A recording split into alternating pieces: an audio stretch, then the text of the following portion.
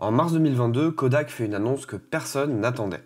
La Gold 200 sera désormais disponible en format 120. La pellicule est annoncée comme un film couleur d'entrée de gamme abordable avec des couleurs chaudes et saturées, au grain fin et d'une grande netteté. Elle est vendue 25% moins cher que la Kodak Portra dont le prix a littéralement explosé ces dernières années et permet de faire du moyen format en couleur avec une nouvelle référence de film. Alors une nouvelle référence, pas tout à fait, puisque la Kodak Gold existe déjà en 35 mm depuis un bon moment, mais c'est une version en moyen format qui vient compléter les gammes de Portra et d'Hectar proposées déjà par Kodak. Vous vous doutez bien que je n'ai pas résisté à la tentation de m'acheter 2 rouleaux pour tester la pellicule en bonne et due forme sur cette chaîne et voir ce qu'elle avait un petit peu dans le ventre. Alors que vaut la nouvelle pellicule de chez Kodak? Est-elle meilleure ou moins bien que la Portra 400? Et va-t-elle finalement devenir mon film couleur préféré? Réponse dans cette vidéo.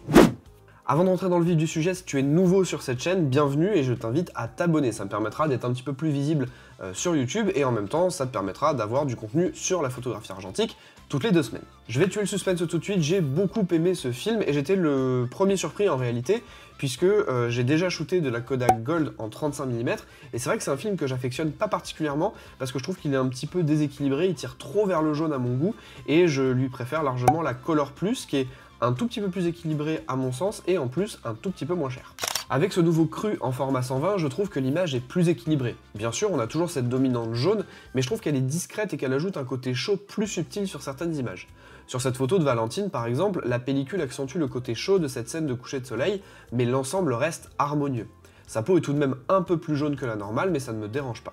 Alors attention quand même, la Gold a toujours ce côté jaune caractéristique, mais on le verra d'autant plus quand on passera au comparatif avec la Portra en fin de vidéo. Kodak indique que la pellicule offre également des couleurs saturées, et je vous confirme que sur des photos avec un soleil direct, les couleurs pètent bien, et notamment les verts de l'image. Au niveau de la dynamique du film et de sa manière de l'exposer par rapport à la lumière, eh bien la pellicule Kodak Gold 200 ne déroge pas à la règle de la majorité des films couleurs, il vaut mieux la surexposer. Sur cette photo à très forte dynamique, j'ai choisi d'exposer mon sujet au fond qui était exposé à la lumière. Je n'ai pris aucune marge de surexposition, ce qui fait que la partie haute du passage est plongée dans le noir sans aucun détail. J'ai également fait d'autres tests en plein soleil et sur ces premières images, j'ai mesuré dans la lumière en prenant un diaph de marge pour avoir du détail dans les ombres et l'image fonctionne bien. J'ai ensuite surexposé d'un diaph et on voit que l'image ne bouge pas trop, si ce n'est qu'on est un peu cramé sur le sol qui renvoie beaucoup de lumière.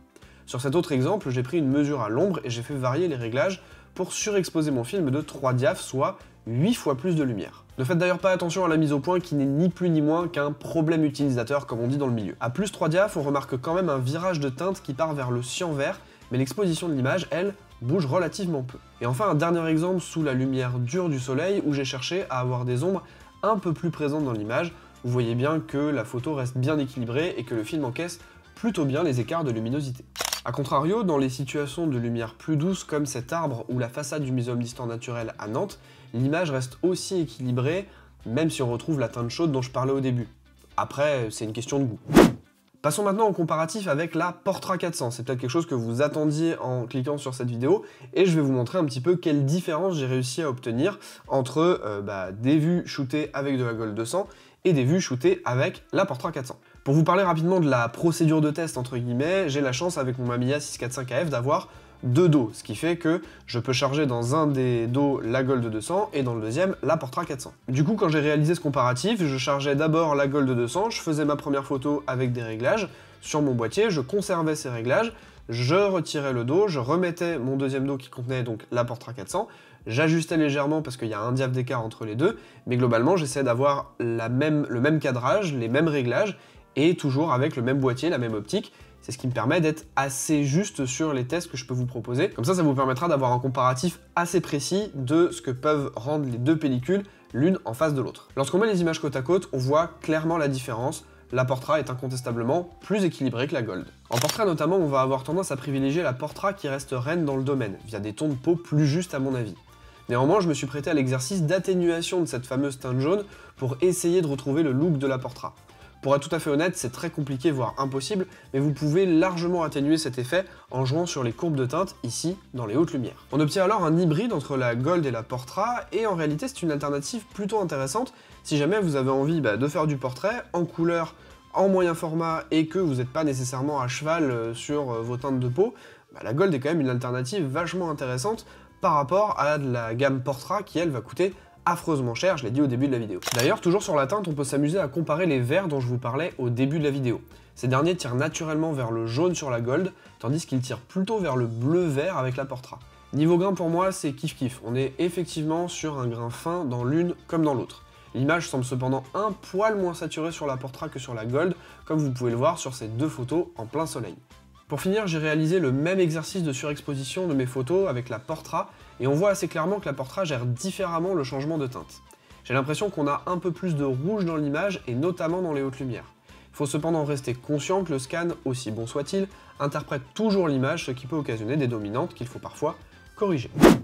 En substance, que faut-il retenir de cette Kodak Gold en version moyen format? Premièrement, c'est une très bonne pellicule proposée par Kodak qui en fait une description, c'est juste forcément. On retrouve bien le grain fin, on retrouve bien la teinte chaude caractéristique de la Gold et on a des couleurs plutôt saturées. Deuxièmement, concernant la fameuse teinte chaude caractéristique de la Gold, je trouve qu'elle est plus équilibrée sur la version moyen format que sur le 35 mm. À mon sens, elle apporte même un vrai atout sur certaines images, notamment en contre-jour comme j'ai pu vous le montrer au tout début de cette vidéo, mais aussi sur des situations comme cette photo où la lumière est très haute dans le ciel, le soleil est très haut, donc la lumière est très dure, avec une température de couleur relativement neutre, et je trouve que là, le fait que la pellicule soit légèrement plus chaude dans son ambiance, eh ben, ça réchauffe la lumière et c'est plutôt agréable à l'œil. Troisièmement, la pellicule encaisse bien les surexpositions, il n'y a pas de souci à ce niveau-là. Par contre, on a quand même une petite dérive de teinte qui apparaît assez tôt, autour de 3 diaphes, donc faites attention à ça. Enfin, si vous souhaitez faire du portrait avec la Gold, c'est tout à fait possible, bien entendu, mais je trouve que la Portra est quand même plus indiquée parce qu'elle propose des tons de peau qui sont un petit peu plus justes. Maintenant, c'est tout à fait possible de le faire avec la Gold, en corrigeant légèrement cette dominante jaune, qui va d'ailleurs rester, l'idée c'est pas de la supprimer totalement, mais c'est possible quand même de l'atténuer légèrement, ce qui vous permettra d'avoir des rendus un petit peu sympas, même en utilisant la Gold. J'espère que cette vidéo vous aura apporté toutes les informations que vous cherchiez sur la Gold 200. Je sais que si vous êtes anglophone, il y a pas mal de contenu déjà qui est sorti sur le YouTube américain, anglais, etc.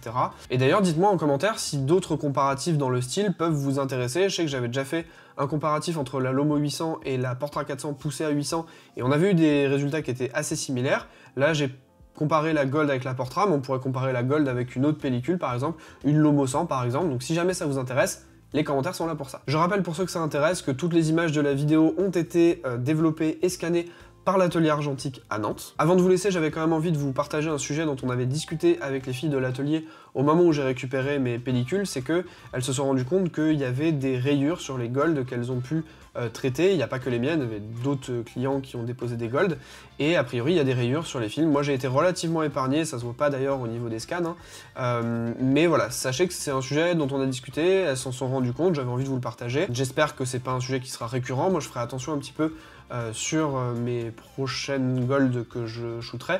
Mais en tout cas, si jamais vous avez repéré ce problème, n'hésitez pas aussi à me le mettre en commentaire. Et bien entendu, dites-moi si vous avez pu tester la Kodak Gold, si vous avez eu vos premiers résultats, et qu'est-ce que vous en avez pensé, est-ce que vous avez eu des résultats similaires aux miens ou pas.